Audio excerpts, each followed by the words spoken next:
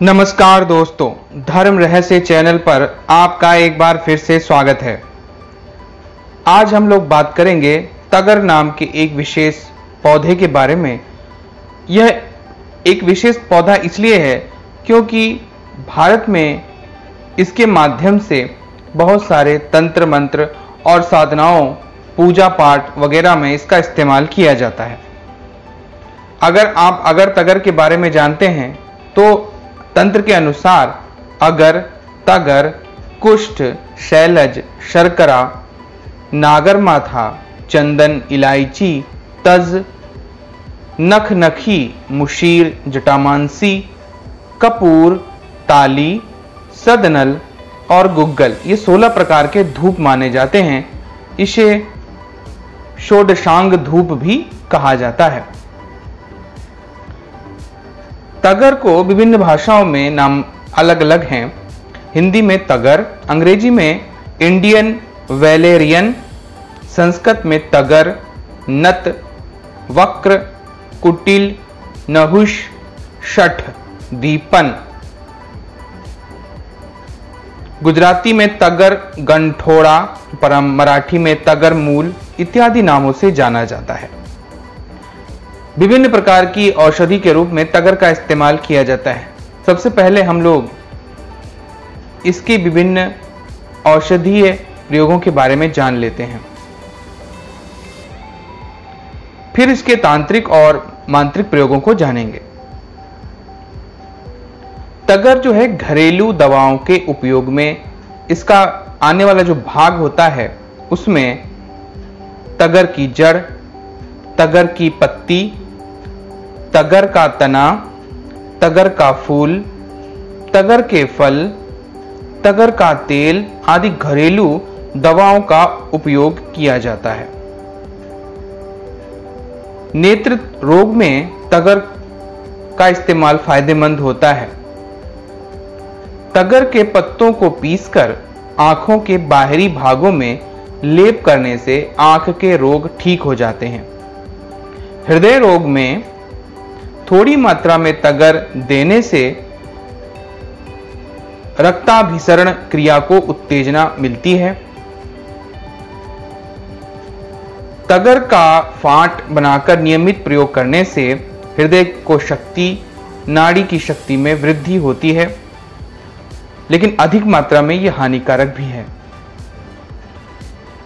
हृदय की शक्ति में तगर का काढ़ा बनाकर नियमित रूप से सुबह शाम अगर सेवन किया जाए तो हृदय की शक्ति में वृद्धि हो जाती है। मधुमेह रोग में मस्तिष्क और मज्जा तंतुओं की खराबी से पैदा हुए बहुमेद, बहुमूत्र इत्यादि में तगर को थोड़ी मात्रा में लगभग 1/4 ग्राम से 1 ग्राम तक ताजे फल को दिन में 2 से 3 बार खिलाने पर मधुमेह के रोग में लाभ होता है। यह मस्तिष्कीय रोग, उन्माद, अपस्मार, विष विकारों में लाभप्रद है। यानी दिमाग के जो भी रोग हैं उनको में यह फायदेमंद करता है। पागलपन में भी तगर को अगर थोड़ी मात्रा में लगभग 1 ग्राम सेवन करने से या ताजे फलों को दिन में 2-3 बार लगातार 2 माह तक सेवन करने से पागलपन का रोग भी ठीक हो जाता है। मिर्गी रोग में मरीज को 2 ग्राम तगर और फलों को नियमित रूप से सुबह शाम दोपहर 1 माह तक देने से मिर्गी रोग भी ठीक हो जाता है। मासिक धर्म में सुगंध बाला का 1 से 3 ग्राम चूर्ण या फिर 50 से 100 मिलीलीटर तक काढ़ा मासिक धर्म को नियमित कर देता है। यह निद्राकारक है और पुरातन प्रमेह में भी लाभकारी होता है। स्नायु रोगों में तगर की जो स्थिति है वह सेवन से फायदेमंद होती है। तगर की मूल को कूटकर 4 भाग जल में बराबर मात्रा में तिल का तेल मिलाकर धीमी आंच पर पकाकर छानकर फिर रखें और नियमित प्रयोग करें तो स्नायु शूल और नसों की कमजोरी में यह लाभप्रद माना जाता है। संधिवात के रोग में तगर को यशद की भस्म के साथ प्रयोग में लाने से गठिया रोग, पक्षाघात जिसे लकवा मारना कहते हैं, इत्यादि रोगों में फायदा होता है। गल में जो भी रोग होते हैं उनमें ग्रसित मरीज को अगर तगर की भस्म बनाकर सुबह शाम वो प्रयोग करे तो गले का जो रोग है वो ठीक हो जाता है। पुराने घावों में और फोड़ों पर तगर का लेप करना चाहिए, इससे घाव जल्दी ठीक हो जाता है। दूषित घाव में भी तगर के पत्तों का गाढ़ा काढ़ा लेप करने से दूषित घाव से बदबू नहीं आती और घाव जो है वो शीघ्र भर जाता है। तगर जो है अब ये कहां कहां पाया जाता है इसके बारे में बात करते हैं। तगर स्वयंजात कश्मीर से लेकर भूटान तक हिमालय क्षेत्र में 10,000 फुट तक की ऊंचाई और खासिया की पहाड़ियों पर 4 से 6,000 तक की फुट की ऊंचाई पर मिलता है। तगर के सुखाए हुए टेढ़े मेढ़े गांठदार मूल स्तंभ जो हैं वो बाजारों में सुगंध बाला के नाम से बिकते हैं। केंद्रीय नाड़ी संस्थान में अपने अवसाद प्रभाव के कारण इस पर बहुत ही ज्यादा विभिन्न प्रकार के प्रयोग उपयोगी सिद्ध हुए हैं। यह जो है बहुवर्षीय शाकीय रोम युक्त पौधा होता है जिसका मूल स्तंभ भूमि में अनुप्रस्थ दिशा में फैलकर आगे बढ़ता है। प्राय 6 से 18 इंच तक ऊंचे और गुच्छेदार ये होते हैं।